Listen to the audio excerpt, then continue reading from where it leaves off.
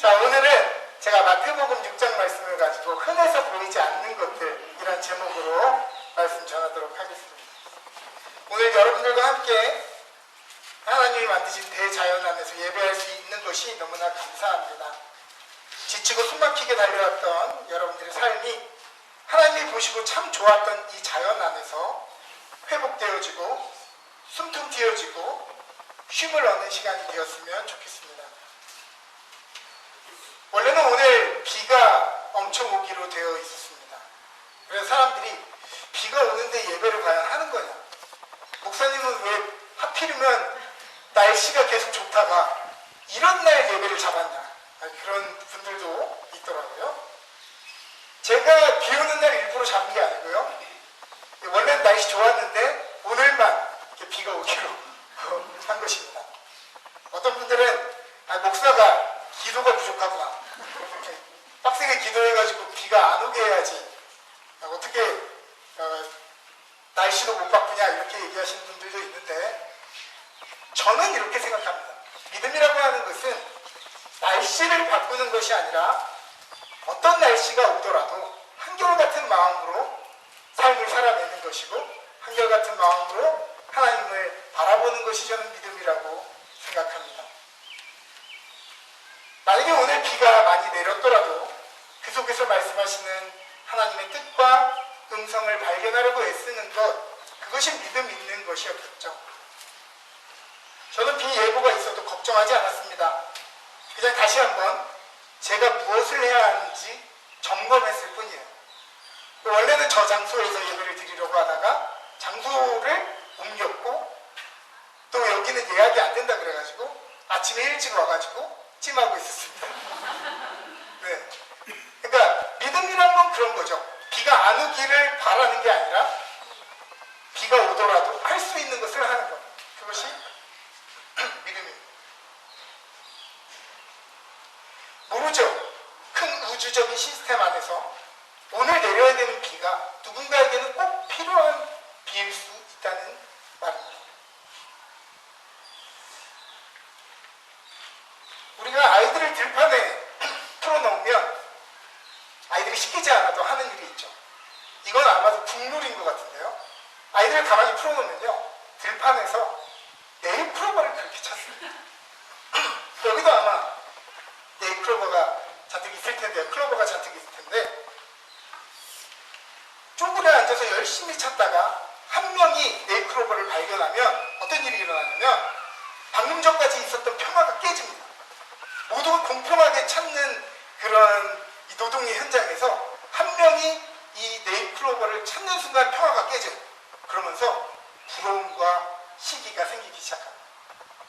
나도 똑같이 찾았는데 왜 쟤만 찾았지? 나도 열심히 뒤졌는데 나는 왜 하나도 못 찾고 쟤만 찾았지? 불행이 찾아오는 것입니다. 우리는 네잎클로버의 꽃말을 잘 알고 있죠. 그것은 바로 럭키, 행운입니다. 우리는 행운을 찾아서 헤매고 다른 사람들의 행운을 부러워하기도 하고 시기도 하면서 왜 나는 그쪽부터 찾아보지 못했을까 하며 자책하기도 합니다. 어린아이들만 클로버 찾기에 이렇게 열심을 냅니까? 저는 그렇게 생각하지 않습니다. 어른들도 이름만 다를 뿐 저마다의 네잎클로버를 찾기에 오늘도 바쁜 것이죠. 그런데 우리가 흔히 지나치는 새잎클로버도 꽃말이 있습니다. 아시죠? 뭡니까? 행복입니다. 예, 맞습니다. 잘 아시네요. 행복입니다. 인생 대박, 행운의 주인공이 되면 행복할 것 같은데 사실 그게 동의어는 아닌 것 같아요. 인생의 대박이 나도 또 뭐가 우리가 계획했던 것들이 잘 풀려도 다시 사람들은 불행을 느낍니다. 행복하지 못하다고 느껴요. 몇 분의 얼굴들을 보니까 나는 이미 알고 있었어 이렇게 생각하시는 분들도 있는데요. 이 정보를 아는 것은 사실 별로 중요하지 않습니다. 여전히 우리가 인생 대박을 바라면서 행운을 바라면서 오늘도 네잎클로버를 찾아 헤매고 있다면 말이죠. 인도의 신비주의 철학자 라마 크리슈나라는 사람이 있습니다. 그 사람이 이렇게 이야기했습니다. 당신이 만약 오늘 행복하지 않다고 한다면 당신이 가진 집과 돈과 이름이 도대체 무슨 소용이겠는가? 그리고 반대로 만약 당신이 이미 행복하다고 한다면 또 그것들이 무슨 의미가 되겠는가? 라고 하는 것이죠.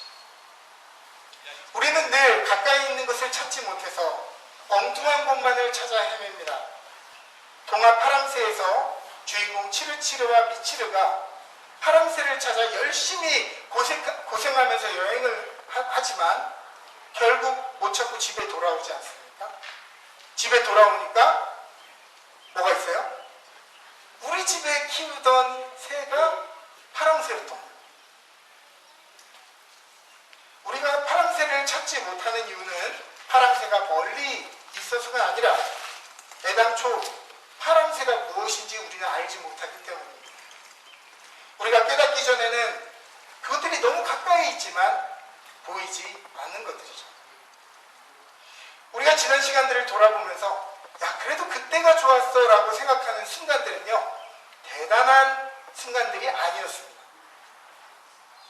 그때는 너무 잘 몰랐던 평범한 일상들이 시간이 지난 뒤에는 아 그때가 좋았구나라고 생각되어지는 것이죠.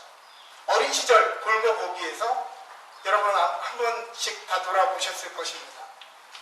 숨바꼭질, 그 다음에 다방구, 말뚝박기 하루 종일 놀죠. 언제까지 놀죠? 엄마가 밥 먹으러 오라고 할 때까지. 그때까지 노는 겁니다. 근데 요즘 아이들은 그렇게 안전하게 놀 수 있는 공간들이 사실 많지 않죠. 그리고 그 아이들과 어울려서 하루 종일 논다는 것이 어떤 것인지 모르는 아이들도 많습니다. 학창시절에 여러분 도시락 몇 개씩 싸가지고 다니셨어요? 저는 야간 자율학습까지 했기 때문에 3개를 싸가지고 다녔습니다. 왜 3개죠? 2교시 끝나고 하나 먹어야 되고 그 다음에 점심시간에 하나 먹어야 되고 그 다음에 야자 때 하나 먹어야 돼요.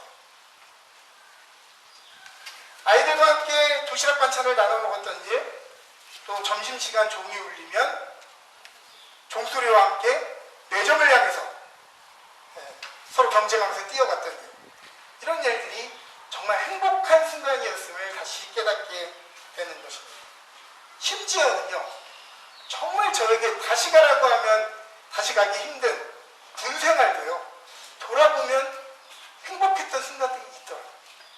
좋은 순간도 있었고 추억으로 가득 차 있다는 것을 깨닫게 되었습니다. 그래서 남자들이 모이면은 군대 얘기하는 게 추억으로 가득 차 있기 때문에 그래요.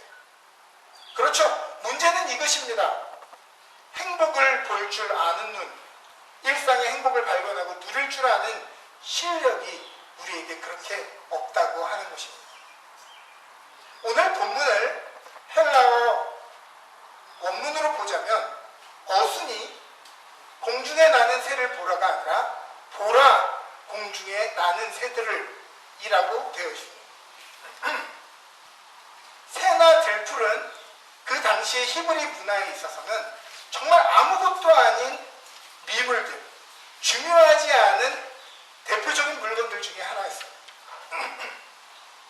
그러므로 이 문장에서 우리가 주목해 보아야 되는 것은 새나 들풀이 아니라 보라라고 하는 이 명령형 단어입니다. 헬라어로는 엠브레사테라고 되어 있습니다.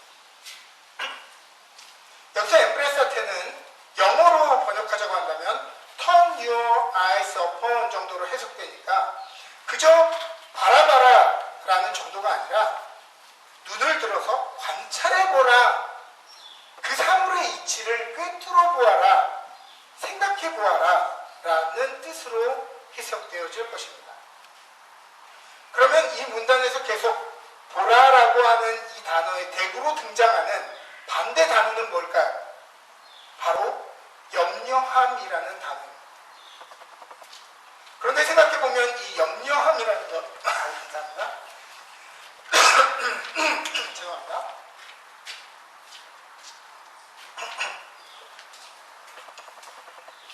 이 이 염려함이라는 것도 사실은 어디서 오냐면 보는 것에서 옵니다.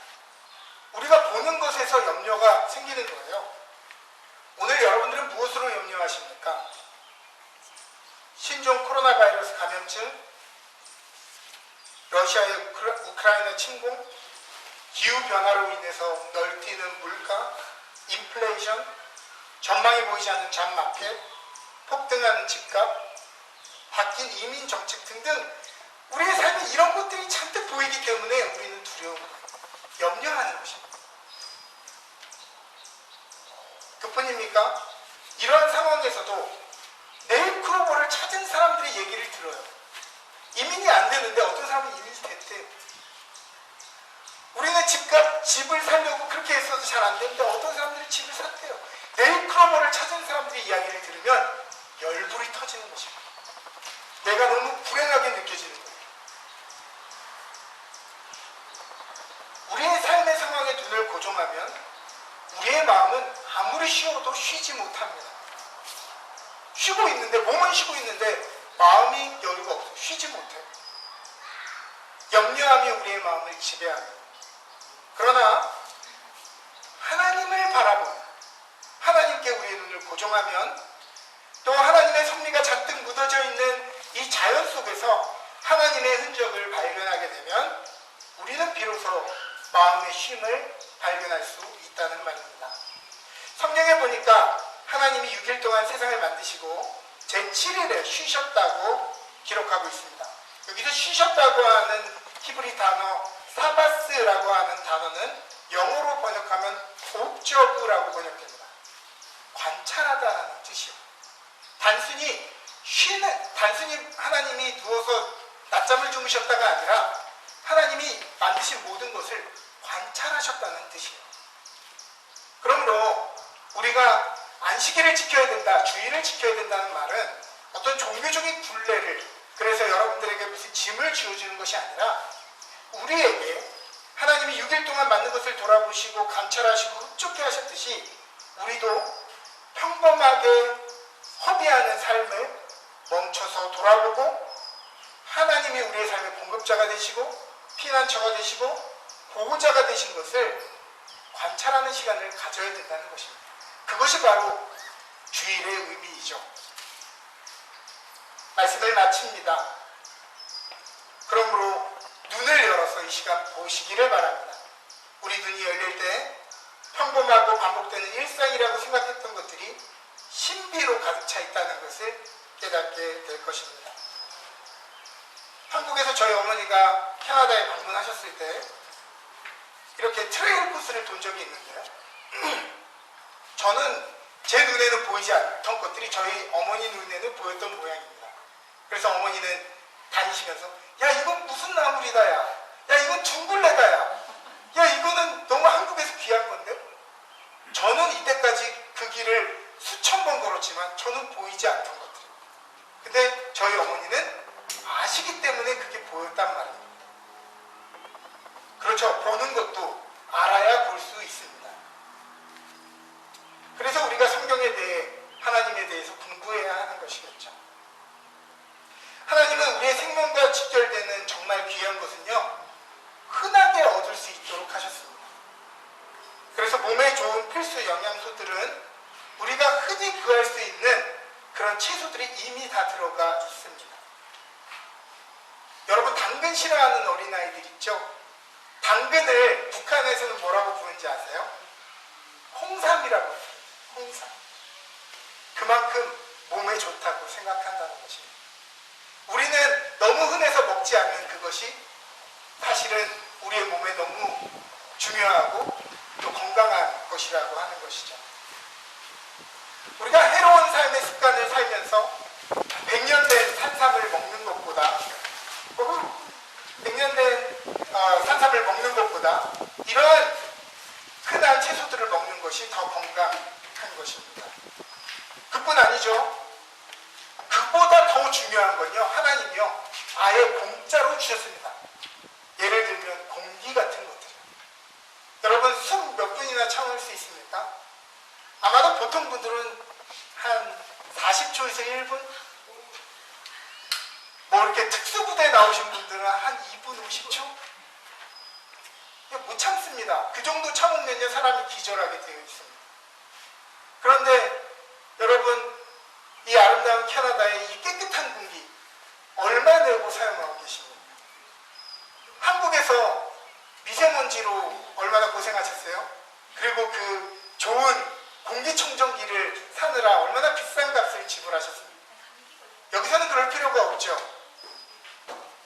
여러분, 이 땅의 공기, 오늘 여러분들이 쉬는 이 공기 얼마 주고 숨쉬고 계십니까? 공짜죠.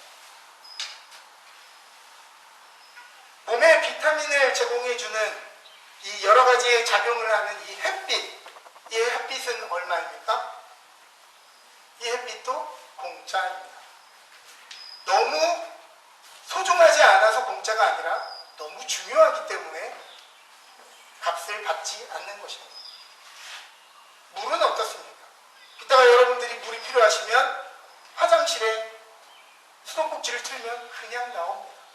뭐 틀 때마다 여러분들 이 트랜스포로 돈이 막 나가지 않아요. 우리에게 정말 필요한 삶의 필수적인 것, 필요한 지혜, 필요한 위로는 멀리서 오는 것이 아니라 바로 우리의 삶 옆에 와 있습니다. 그러므로 오늘 여러분 엠브레 사태 보길 바랍니다. 여러분들의 눈을 열어서 관찰하시고 발견하시기를 바랍니다.